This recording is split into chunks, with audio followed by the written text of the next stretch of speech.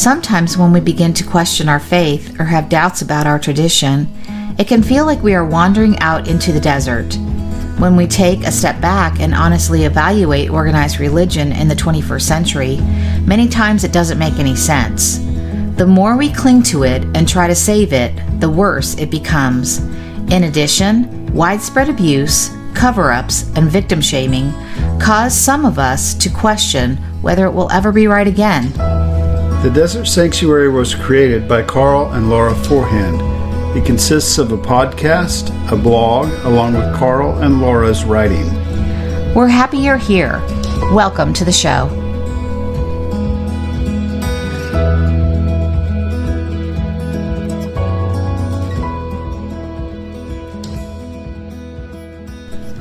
Hi, welcome to the Desert Sanctuary. I'm Laura Forehand. I'm here with my husband, Karl Forehand. I never know how I'm going to start these things. And that's it tonight. That's just me and you. Just us in the back headquarters / extra bedroom / world office, headquarters. World headquarters. So it's people can't see, but I got new glasses today, and they look exactly like my old ones, pretty much. I think that's funny whenever we go and get new glasses, and they wind up being like here's my thing. When I go get new glasses, I'm always like, oh, these are completely different than the ones I had before. And then when I pick them up, I'm like, these are exactly like the ones I had before. Right. Did you I don't know switch why. it out I think we just get used to, how we look and what we like. And anyway, I don't know. But one thing's for sure, there's not as many scratches on them. Yeah, they're brand new. Yeah. They're shiny. So they look nice. Yeah. Yeah. So what's going on? How's the book doing? So I don't check only it. check You it check about it 100 times a day, but several times a day. They finally got the price to change, so it went back to $8.49 or whatever it is. And still a good deal. It's still a good deal, and it still must be doing well. I don't know how often they update stats, but it changes position all the time. So it's been at number 1 since they changed it, and then it was down to number 2 right before we got on here. So yeah. Nothing to complain about. Well, good. There. So. Well, like you said, as long as it's getting in the hands of people and maybe sparking some conversation, not debates or arguments, because, one thing I like to say is that, I suppose if people want to debate, they can, but this is our story. And, if I've learned nothing, I have learned that people deserve to have their stories believed, even if it's not your experience. So I think it's kind of hard to argue with people and their experiences, right? Because your experiences are so personal. And so this is just a personal, Yeah, the feedback we've been getting so far is mostly that people resonated with the story. And in my mind, it's pretty controversial because it's real, quote unquote, hard on the church. It's real direct. Yeah. And so with my timid self, that feels like direct confrontation.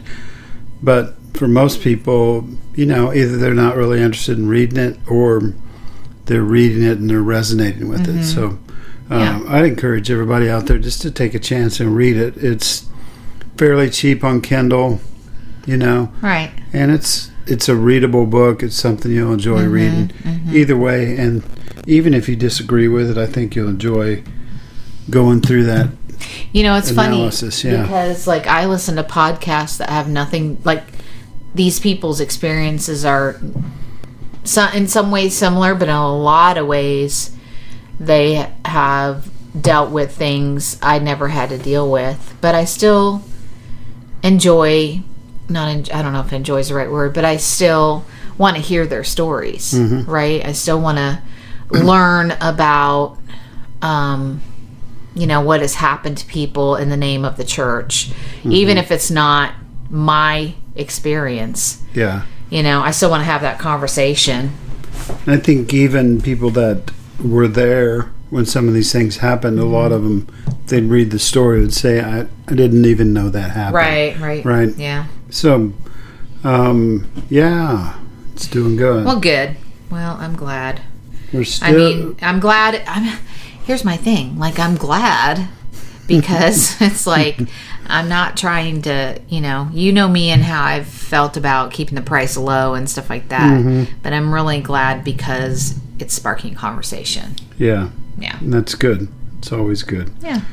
We're also involved in the Parenting Deconstructed book. I always accidentally say Parenting Forward, but that's somebody else's book. Yeah, that's somebody else's book. But we were lucky enough to be included in this book, and Parenting Deconstructed, Chapter 3 and Chapter 4. It's good. Yeah. It's going good, and Jason Elam is the spearhead, so he's trying to promote it. So go Check out it there and out. get that. Check it out. Yeah. Check it out. And I love that all the proceeds from it are going to be donated to children who need counseling. Yeah. I think that's huge. Yeah. I'm just all about that kind of stuff. But anyway. Good. Yeah, so anything else before we dig into our topic for tonight? Yeah, I'm working through my stuff, my dental stuff. I got a tooth pulled and dealt with kind of infection there, and working through my breathing issues, trying to figure that out. Went to the the cardiologist. Yeah. And everything looks fine, but he wants to check me out. What's it called? Do like a chemical stress test. Chemical stress something test, like yeah. that. Yeah. So I'm just working through all those, I tend to be the type of person that neglects that kind of thing. So part of my job right now is to try to get back on rehab, starting to work out a little bit as much as I can, and then try to address those issues, dental and medical and all of those things.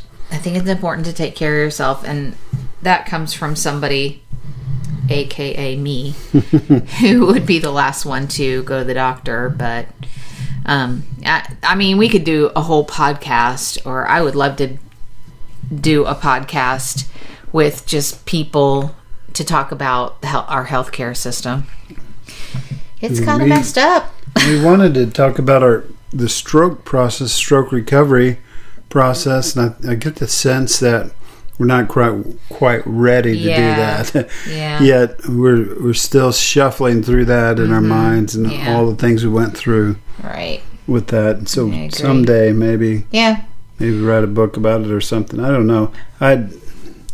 If I was listening to a stroke story, I think I don't know if I want to hear from an expert or if I want to hear from someone like me that went through it, But anyhow, I think we're still sorting through that. Yeah, for sure. Not quite ready, but someday. Well, and I think things like that, big life events like that, they're just things you always are, processing. Like our deconstruction, I mean, some people would say, now I'm reconstructing. I have never felt that way. Like, I just always want to be, for me, it's just all about continuing to learn. And which is different because, when I first started deconstructing, it was, I just wanted to be angry, right? So I don't feel like I just want to be angry anymore. I feel like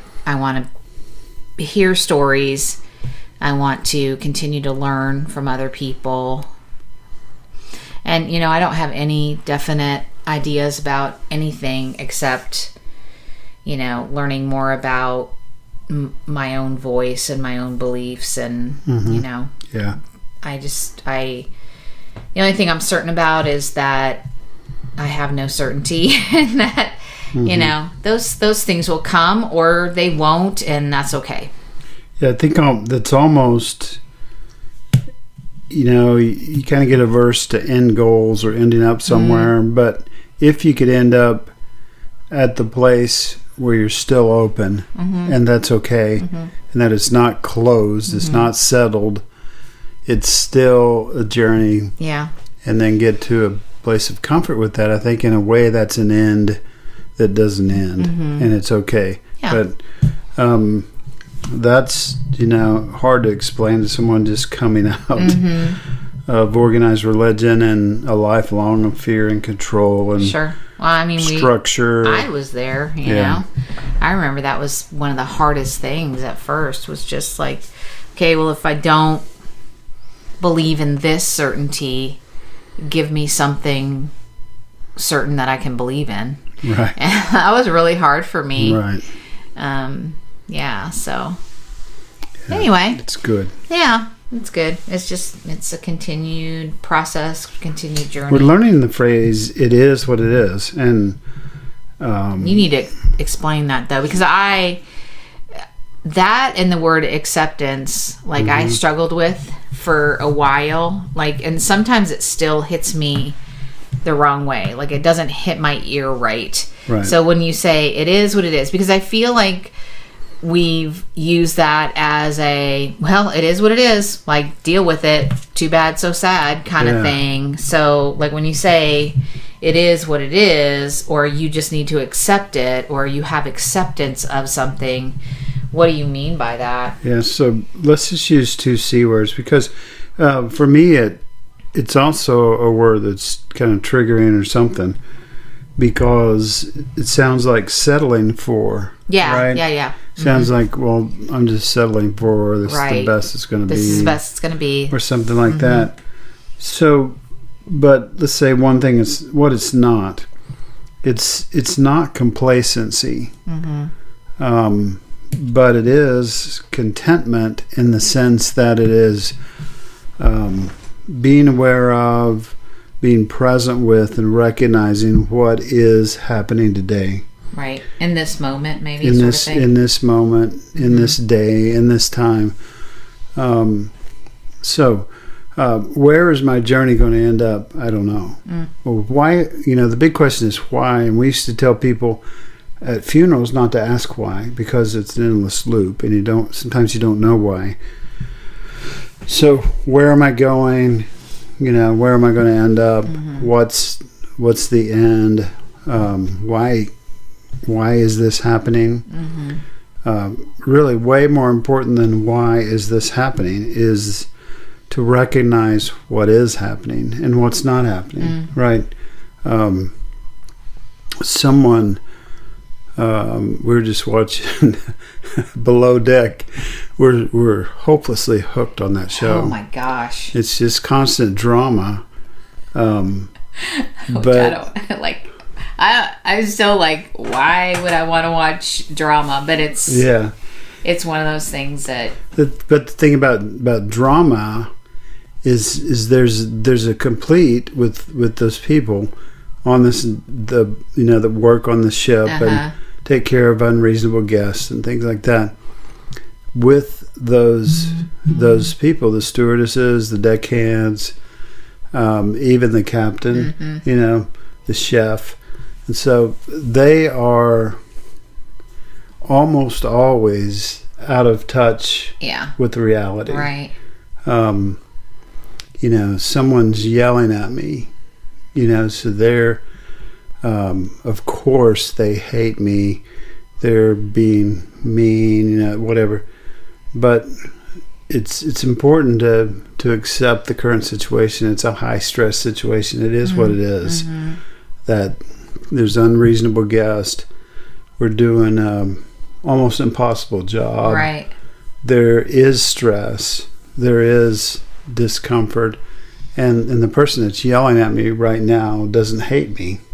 They're just uncomfortable themselves, and they're not in touch with the reality either. Right.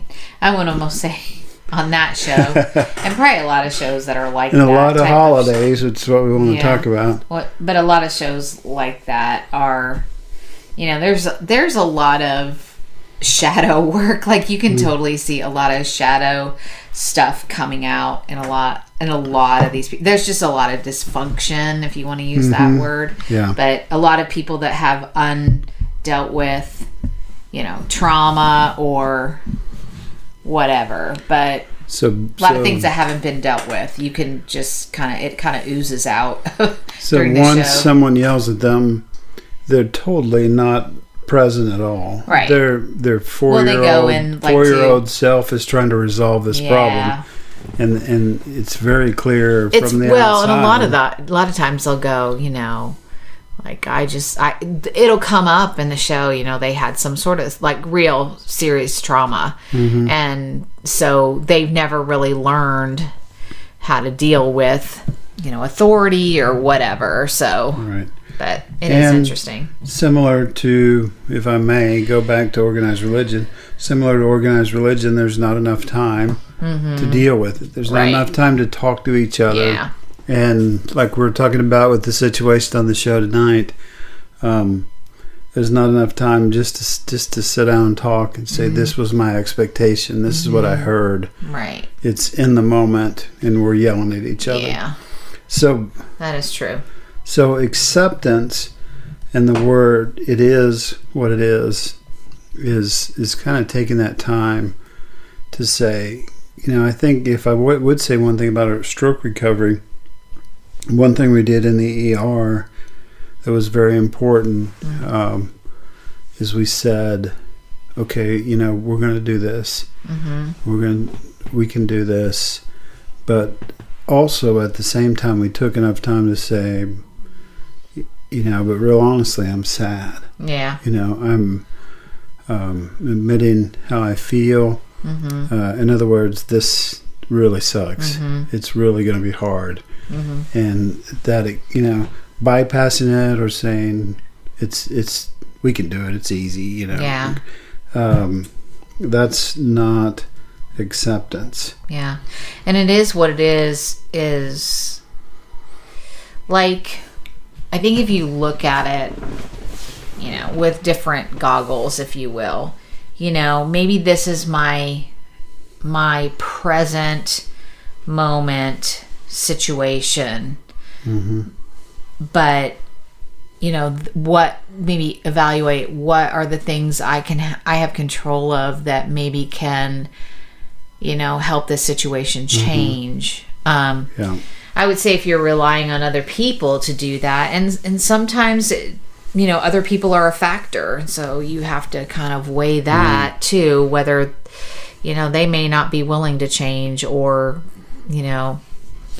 whatever. But, I mean, that's the way I kind of want to look at that acceptance, or the phrase, it is what it is. It's like, yes, this is my reality in this moment, but take an honest evaluation, honest inventory of the things I can control, and not in an unhealthy way, control those things, but in a healthy way. What are the things? What can I do? Right.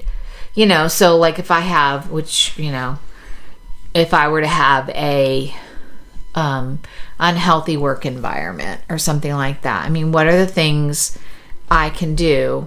Like, it is what it is. Okay, but what are the things that I can do? It is what it is, and it's not necessarily what I wanted. Right. It's not where I necessarily want to end up. Right. But it is where it is But now. I know I'm going to have to go there for right now, this is my reality. I need to go there every day. This is my current job, or whatever.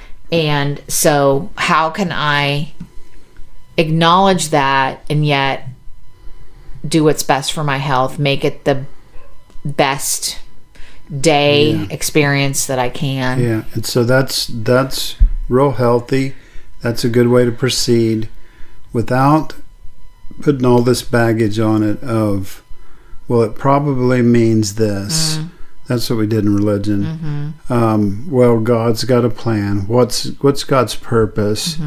All of that baggage that we put on the current situation, most of it just makes us not face what really is. Right.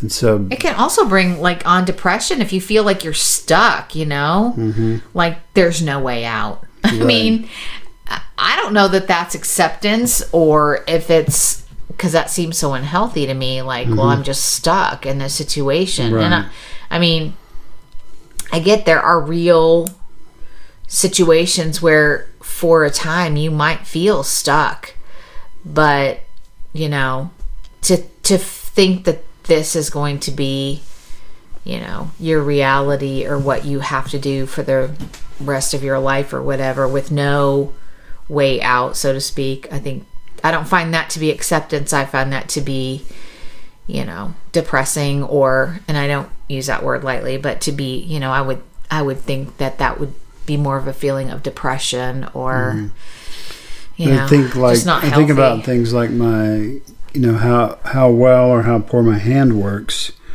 There's got to be on one hand, quote unquote hand, some optimism that, like you're talking about, what can I do today to see if I can improve it?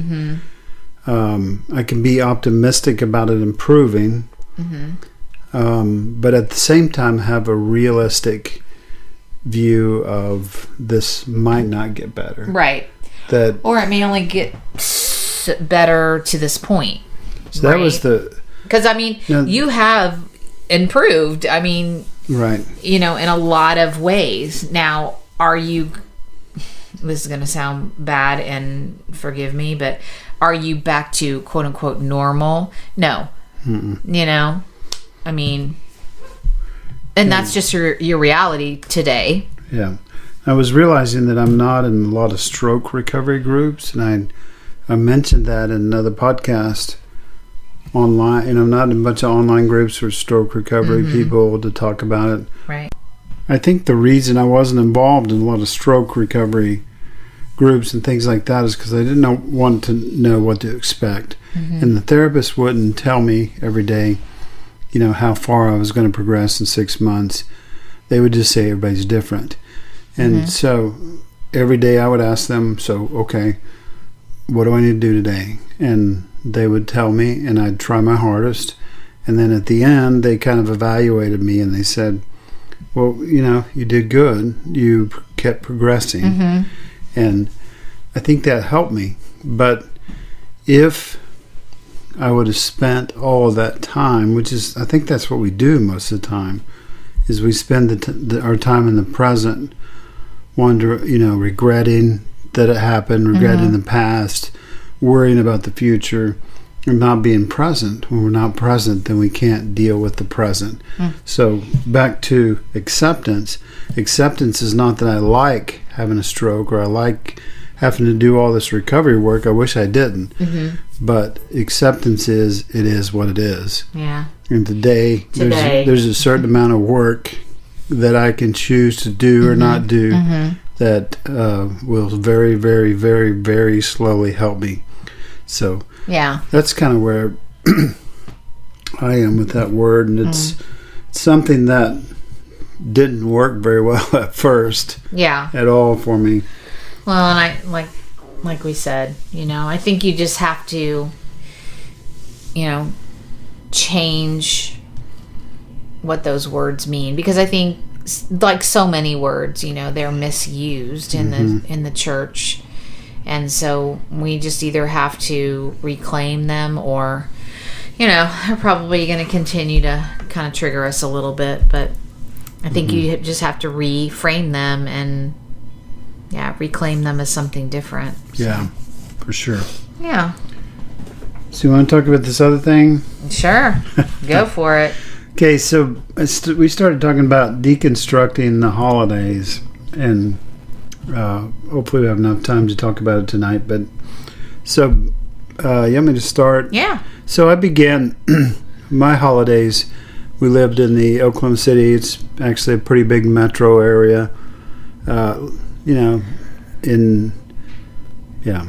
Million people or whatever. I don't know. We lived in that metro area. Both my grandparents lived 30 miles either side of it. So not where in the old days you could go in a horse and buggy, but close enough by car. And usually we had a car. So we were not that wealthy. We were somewhat poor, but we would make time every year to go to Nanny and Joe's, is what we called it, on Christmas Eve. Yeah. And there was way too many people in a tiny farmhouse. But there was a feast. And you've been to one or two of those, right? Right. When maybe engaged, maybe dating. I don't know. Yeah. But anyway. So, way too many people in a tiny farmhouse. Tons of food. Just organized chaos, basically. And so many people, so many grandkids, so many great-grandkids, and so on, that each of us would just pick a name. We'd draw a name. My Uncle Tom would always give someone, he'd try to finagle it where he could give to a boy or a tomboy, and because he wanted to give him a John Deere tractor, toy tractor. And so then my grandma gave us socks and underwear and another gift, and we all gave her a gift. And so it was a big deal, small place, lots of fun, family, and pretty good memories for me from that. Yeah. Then we would drive home about midnight, look for Santa Claus, get in bed, get up and do our gifts as quick as we could, and then we'd always be to my other grandpa's house by noon the next day. And he had heart problems, so he had real bland food and not much of it. It was neatly organized. This is the opposite of the other house. Right. And he didn't give Christmas gifts. He gave money in envelopes. Okay. It's so totally different version of it. Yeah, and that's the grandpa that I still feel close to for whatever reason. And so that was my childhood. What about, do you have memories of your childhood? I mean, the biggest memory I have Christmas was we opened one present on Christmas Eve. And I just, I remember that being a really, really big deal. I think we must have gone to church because I always felt like it was when we came home from church that we opened the presents, but I don't know. I don't remember like going to my grandparents' house on Christmas, but maybe we did. I feel like it was almost like a regular that every Sunday we went to my mom's house. Okay. Like my maternal grandparents' house. So because we did that so often, it may just all run together. I'm not really sure. But, I mean, I don't have any, like, negative memories of Christmas necessarily. It's just weird as we were talking about this. Like, I don't have very vivid memories of, like, Christmases and big things that we did. Anyway, so mine's a little bit shorter than yours. So then we have a family eventually and start to have Christmases. And remember at least the first one or two Christmases, we tried to go and do everything. We lived. It was like 4 Christmases. Right. And like all in the matter of 2 days. Yeah. We were traveling everywhere. And so we were coming from Dallas to the Dallas metro to Oklahoma City, which is a state away. Not the whole state of Texas, thankfully, but it was a drive, right? 3 hours, 4 hours, something like that. And so we would drive, try to go to this one and that one, and do all the things that I used to do, plus try to see your mom and include her in those things. And we were, like, both my sisters were living around us at that time too, so then it was like getting, my side of the family and my sisters and their husbands and children, and so eventually you put a stop to that. And well, financially we had to put a stop to it. Like it was kind of hard to, when you struggle to buy gifts for your own child because you're like, I've got to buy for my every 10 nieces and nephews. It's like, plus I don't know, I feel like there was still some drawing of the names with your side of the family. Just, oh man, it was stressful. Yeah, it was chaos. Yeah. And just too much for the probably few days we had off and so on. And then eventually we agreed, finally, just let's stay home on Christmas morning. Yeah. And maybe eventually we probably started going to a Christmas Eve service or something near our place. then just having Christmas morning, and then sometimes, maybe going to have dinner later at your mom's or somewhere. Yeah. And then we did Thanksgiving kind of at my family's house. Right. And I mean, like everything with kids, then once they get in junior high and high school, it got even more difficult than that, and we missed a lot of Thanksgivings. Sports and all the things. But what happened, in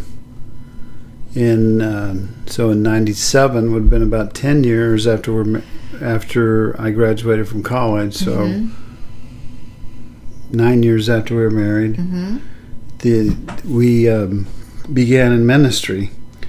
And that transformed everything greatly, right? Yeah. We were... Can you hear the enthusiasm in my voice? So, the deal was, I, as a pastor, never wanted to be gone on Sunday. We hardly ever missed a Sunday. I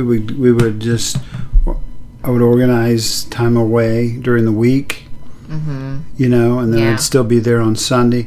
And especially around the holidays, we were just there. I mean... there was things to be practiced for. It's pretty much expected, right? Yeah. I mean, the big holidays, don't ask off. Yeah. We couldn't be away. There's tons of stuff to do. Yeah.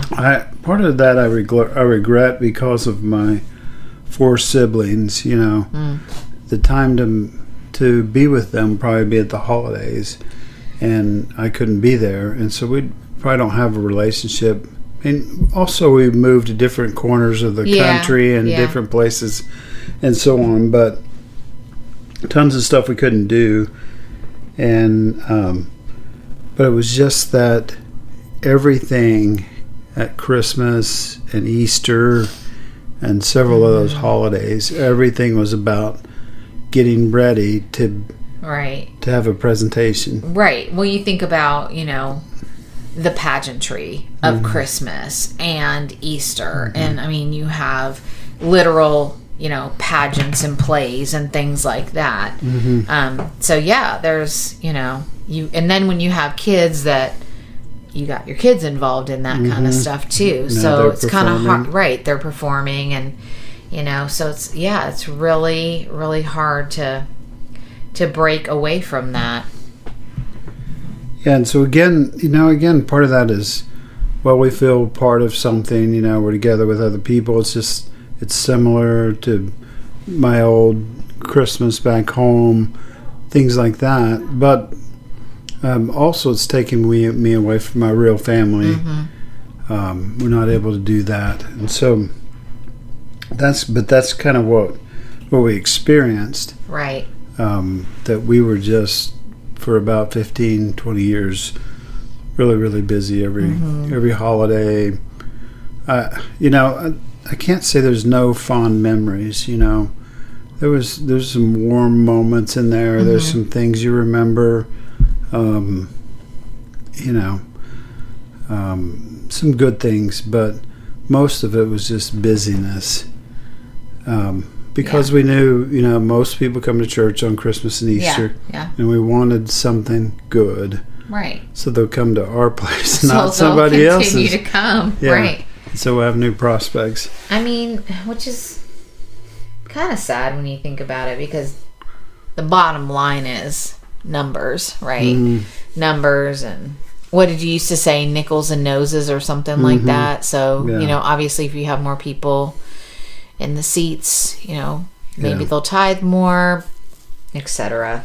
Yeah, and it's hard. It's easy to say we don't want to concentrate on nickels and noses, but it's almost impossible not to. Well, and that's not just like something that came from you. You had people at the association level.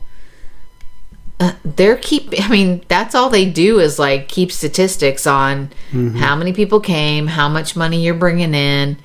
I mean, this is why we say so often that the church is an organization, because you may walk into a church on Sunday, but 9 times out of 10, that church has an association attached to them that is keeping track of numbers and money and all that stuff. Right. And then when you're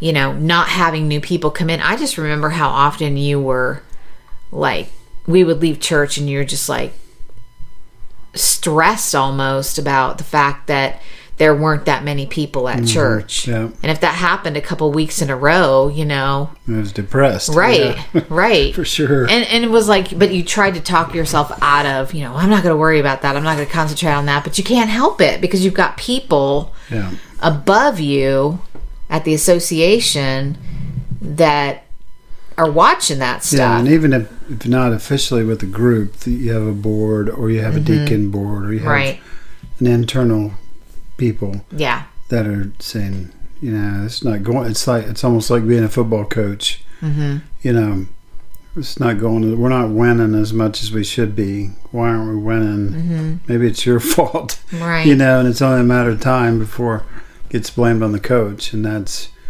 in any organization. That's the way it is, right? And even if you don't have, or you don't think you have an association over you, if you're a pastor that really believes in your church and what your church is doing, and you suddenly start seeing fewer and fewer people come and they're not tithing or whatever you want to call it, it's hard to keep your doors open.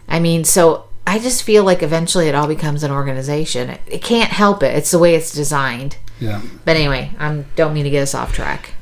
So when we stepped down, so I say both times because between our second and third church, we took a year or two off in the middle there. Yeah, something like and that. We went to a real big church, and we sat on the third row, and it was real easy to blend in there. But we went to. Did we start in the third row? Because I feel like we started way back in the back. I remember going up to the third row. He always wanted to sit in the third row. Yeah, drove me crazy. Yeah. And that's just like I don't know. At the other one, that's where I wanted to sit too. And you always wanted to sit in a different seat every week, right? That is yes, and that is because that's a little passive aggressive streak in me because I can't stand when people come to church and they like literally get pissed off that someone's sitting in their seat. I'm like, are you effing kidding me right now? Yeah.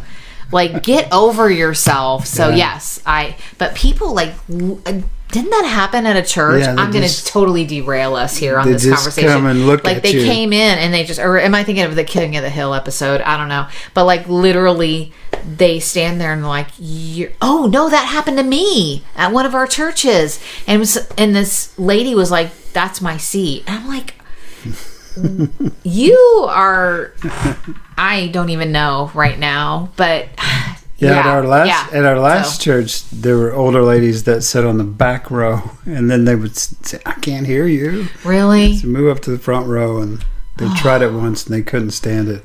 Anyway. Oh my gosh! Yes, it's just but crazy. Anyway, when we stepped down, we went to a larger church, and we kind of blended in, and a lot of people knew us, and we made some friends. But then we would go to Christmas Eve service there, and I think after going to one or two of those, it's kind of like you just kind of get perspective and saying, I know how much work that takes. There's a choir on stage that's rehearsed for months. Yeah. There's a pageant that's going on. They had camels, like live animals, live camels and stuff. And we've been to several of those over the years. I know all the work that went into that. And they draw a big crowd, and that's honestly, that's what it's about, is drawing a crowd for whatever end game you have. But it's about drawing a crowd. And so we just kind of looked at that like, I don't know if that's the best use of our time. If we get involved in a church, then we're going to be involved in that to one degree or another, right? Right. And certainly the staff, the pastors, the committed members, the choir, the band, all of them are deeply involved in that, and for a long time. And so we kind of shied away from it. So here we are, 7 years into our deconstruction. Mm-hmm. And this year, at Thanksgiving, there's about 5 days, 3 days that you're off work plus the weekend. And so we were able just to sit around and really we didn't do anything. JD's in Taiwan. Our two daughters didn't work right on Thanksgiving. Well, one did. Two did actually. They both did. Yeah. But they were coming on Sunday instead of Thursday, and so the only thing now that we deal with, we're starting to get down to the root issues of stress and depression and things at the holidays, because a lot of it is because we've said no to all of that pageantry and things. We're not going to be involved in a church program. We're not even really probably going to go watch one. We could watch one on TV if we had to. If we just were dying to see it. You're shaking your head. No. But so here's what I wanted to say. So maybe the things we could focus on if we'd take and some people I know can't hardly imagine that. They can't hardly imagine not going to the Christmas Eve service. Right. Or not going to the Easter pageant, or not being in the play, or not being part of the living Christmas tree. When we saw that. Yep. And they can't imagine, but I swear to you, when you take a year off, you're going to slowly pass over anniversaries of, well, this year we're not going to go to the Easter pageant, we're not going to go to the Christmas Eve service, we're not going to go to trunk or treat, by God. Don't get me started. But it's kind of like, well, okay, now there's not all this activity that distracts me. Now I can kind of get down to the real issues. And the thing about the real issues is they're going to be really, really beneficial, but they're also going to be hard. And so I would say, at this Thanksgiving, we experienced some of those, but not as intense as in the past. But we were slowed down enough where we could recognize when we ran into those things. Right? Yeah. I think or I do. I'll just speak for myself. I think I build up these expectations, and probably some of that is based on, the pageantry and all the things. Some of that, though, isn't just church. Some of it is what you see on social media and, what you see on commercials and all that kind of stuff. And so you kind of get this vision of what it should be like, and when it's not, because we're just normal people, sometimes it's a little, maybe a little bit of a letdown, but I think that's, as time goes on, I'm hoping that I'm able to work through some of that stuff and not get my hopes up, because it doesn't have to look a certain way and it doesn't have to be a certain way. Again, I think when you do that, you miss those moments of presence, and and it's not because we're avoiding them. That's what we did in the past. That's why they're still an issue. Right. But it's okay now. There is things from the past. There's things, it's a family member that I got to deal with, or it's dealing with a family member not being there, or not doing what I expected. And so we got to deal with that in a real way. Right. If during the holidays I'm rushing back and forth between Christmas Eve service and to different relatives and all over the place, I'm not going to be able to deal with that. But just like on Down Under, what's it called? Below Deck. Below Deck. Just like Below Deck, if we don't slow down enough to have the time, we can't ever have those conversations with those people that we need to have, or we don't have enough time to process the past and say, this is really what it's about. And this is really how it is. This Christmas, the expectations I had, honestly, were what I wanted, but I can't control that totally. And I think, too, we hype up the day, if you know what I mean. It's like, okay, Christmas is December 25th. Right. And so that's when all the magic has to happen. Instead of just going, you know what? Anytime I can be with, really present with my family, or just, having conversations with friends, that's a special day, because like you said, a lot of times we don't have time for those sort of things.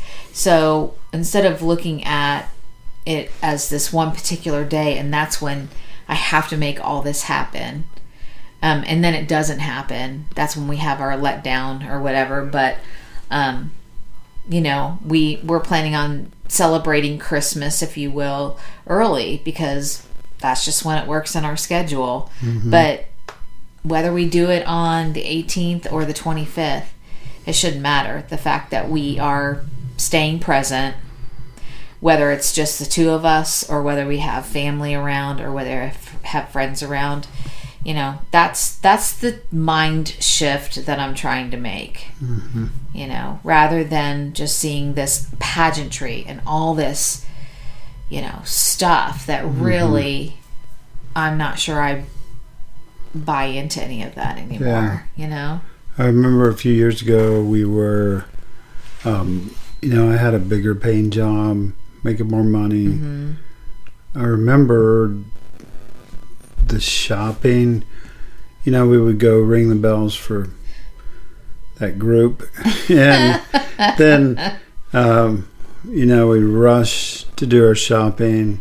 Yep. We had a Christmas Eve service to go to, and so on and so forth. And I remember thinking, not this Christmas since it's not here yet, but this Thanksgiving, just during these 5 days, you made a statement at one point. You said, I think you said it like, I like our little house, and being, it's kind of like you were saying, it's nice just to be here and be together.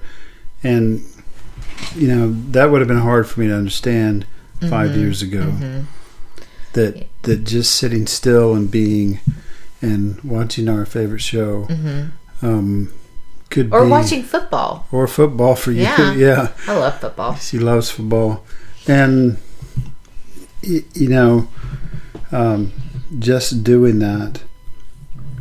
Do we want to see our kids every chance we can? Of course we do. And we hope. Right, when it didn't work out, then it is what it is, right? Yeah. Oh God, you had to know that was going to come back around. But you know what? Like, you savor the sweet moments even in the disappointment. So I got to have a conversation with my daughter that I haven't had a conversation with in a while, because our lives are so busy. And so having that conversation with her, I was just like, this is good, I mean, that's what I was saying internally, is like, this is good. And yeah, I can't see her, for the pageantry of Thanksgiving or whatever, but this is Thanksgiving, right? Just having that time to talk and laugh and share and catch up on the phone. That was my Thanksgiving, and that's good. And one thing I noticed about 20 years of ministry and so on, I noticed something about traditions, and it was true, like, of spiritual highs. Like, we'd do this certain thing at church for the first time, and we did Hanging of the Green. Oh yeah. So the first time we did Hanging of the Green and pulled it off, it was like a high. Yeah. And everybody there had never seen it, so they were excited, and we were excited. And so we said, well, I guess this is our tradition. Right. And now the next year we did it again, it wasn't the same. It never was. But it was that way when we went to the big church with the live, nativity scene, and not nativity scene, but the procession of the live animals and things like that. Like the first time, and I was thinking about this when you were talking about it just a few minutes ago, the first time I saw it, I'm like holding back tears and so emotional, and it was just a really emotional, scene for me. But it loses that when we would go, year after year. It's kind of like, oh, okay, I kind of know what's coming next. So, so there's nothing wrong with experiences and having that experience. Right. But when we call it a tradition, when we traditionalize it, and then try to reproduce it, it never reproduces. It's never the same. And that was the way all through ministry. But yet we were all trying to relive our past traditions, what we experienced before, and it wasn't ever good. Now most of our experiences are in the present, and we stay in the present, and so we don't have to recreate them. We create a new one tomorrow. Right. And it's more simple. Millions less dollars to put on. You don't have to have camels or anything.